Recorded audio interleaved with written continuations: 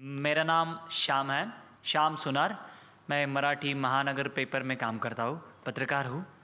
आपकी बातों से मतलब मेरे पास शब्द नहीं है क्या बोलना, लेकिन ये मुझे लगता है कि भारत में हिंदू और मुस्लिम एक होने के लिए कुछ ना कुछ होना चाहिए, ऐसा मुझे लगता। मैं करता आया हूँ 10-12 साल से, लेकिन आपके मुंह से मैं ये सुनना चाहता हूँ कि भारत में बस्ती में, मैं तो 40 गाँव इस गांव में रहता था, मुंबई में रेजुलेटी के लिए आया हूँ। बस्ती बस्ती में जो हिंदू और मुस्लिम हैं, इनके दिल में अगर गलत फहमी है, और वो है भी सही मायने में कुछ हद तक है, तो वो दूर करने के लिए आपकी क्या सुझाव है कि हिंदू और मुस्लिम दोनों कम्युनिटी के लोग कैसे इकट्ठे आ सकते हैं? Brother asked a very good question. That what is the suggestion from me that how can we get the Hindus and Muslims on a common platform? How can we come together? The reply to this is, I have given a talk on similarities between Hinduism and Islam. I've given the talk in Bombay, I've given the talk in Chennai, I've given in other parts of India, and we find there that tens of thousands have attended. In Bombay, about 20,000, in Chennai, a similar number, and other parts of India. And many non-Muslims have attended.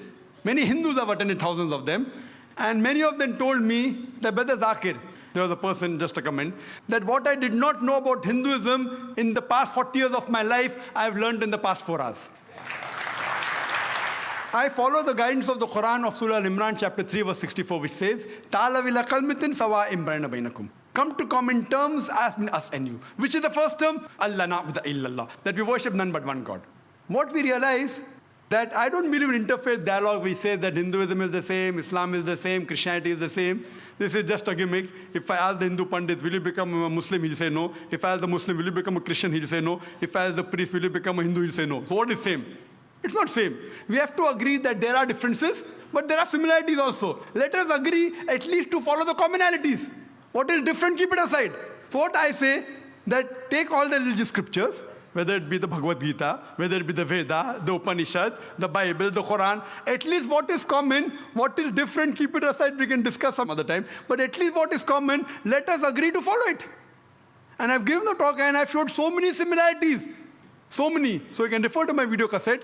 And what happens, many of them are not aware. The Muslims are not aware of their religion. Similarly, the Hindus are not aware of their religion. Many of the Muslims objected. Similarities between Islam and Hindu is impossible. So many of the people came in the talk to attack. Now, Rabbi, I'm bowling, what nonsense. Hindu and Muslim, same. Ho hi nahi sakta hai. But when they heard the talk, they were shocked. Those who came to attack, they agreed with the talk. Similarly, many Hindus came. So what we realize, that what is common we should follow. And number one is Allah na'budu illallah, that we worship none but one God. That's the most common thing, and which you can give quotations. And we can give quotation from the Vedas, from the Bhagavad Gita.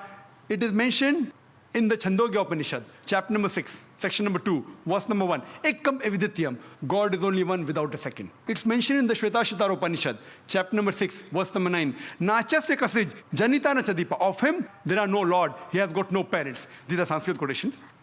That means Almighty God has got no parents. He has got no Lord. Furthermore, if we analyze, it is mentioned in the Shvetashvatara Upanishad, chapter number 4, verse number 19. Natasti pratimasti. Of that God, there are no images. There is no pratima, there is no photograph, there is no idol, there is no image. Same thing in Yajurved, chapter number 32, verse number 3. Natasya pratimasti. Of that God, there are no images. So if you go back to your Vedas and your religious scriptures, it speaks about one God. So people many a times are not aware of the scriptures. And when the question just a couple of days back, I had given an interview to Star News. They asked me, Brother Zakir, what is your view regarding Vande Mataram? Can the Muslims say or not? I said, what do the Muslims say? I'll come to it afterwards. I'll first tell you what the Hindu scriptures say. He was shocked. What do I mean by that? I said, if anyone who's a scholar of the Veda agrees that God has got no pratima. So when you say Vande Mataram, that this country is my mother and you call it God, a person who's a scholar of the Veda, I'm not talking about the normal people who don't know about the scriptures. But you ask a scholar, he will say that Vande Mataram goes against the Vedas. Because Vande Mataram in no less than 3 places it says, I bow down to thee. I worship thee. if you see about the Arya Samaj and you see the various top scholars, they think according to the Vedas, idol worship is not permitted. There are verses in Bhagavad Gita, chapter number 7, verse number 20, which says that you should not do idol worship. So here when we go back to our scriptures, unfortunately, they believe in a form of pantheism. So even according to the Vedas, if you're a good scholar, this song, Vande Mataram, that I bow down and I worship thee, as I quoted in Sanskrit about Upanishad, it's against. Even in Islam, there are 12 lines which are objectionable. 3 times it is said, Vande Mataram, which means I bow down to thee. If once it says that this country is my mother, once it says I will kiss the feet, once it says about the divine things, about the smile, talking about divinity, it calls it Lakshmi, it is called Durga, all these things are objectionable. We Muslims, we love this country, but we will not bow down to anyone but to Almighty God. Even a mother who has born in a womb for 9 months, we love her, we respect her, but we will not bow down to our mother, to our own mother. The number one human being who we love and respect in the world after Allah subhanahu wa ta'ala, it is Muhammad sallallahu alaihi wasallam. We will even not bow down to our Prophet Muhammad, peace be upon him. Is it required that we should sing this song, Vande Mataram? It is a political gimmick. Politicians, they thought they'll get the vote bank. They even made a gimmick on the date. You know when it was written by Bankim Chandra Chattopadhyay in 1876.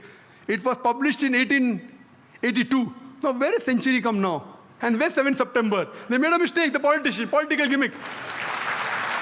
Furthermore, even a Muslim living in Saudi Arabia, he cannot bow down to his country, Saudi Arabia. Even a Muslim living in Pakistan cannot bow down to Pakistan. It is shirk. So to say that the Indian Muslims are not patriotic, it is our religion. Our creator, our God who has made this country is far superior. So we love this country. When required for the truth, we are willing to die for this country. But we will not bow down to anyone but Almighty God.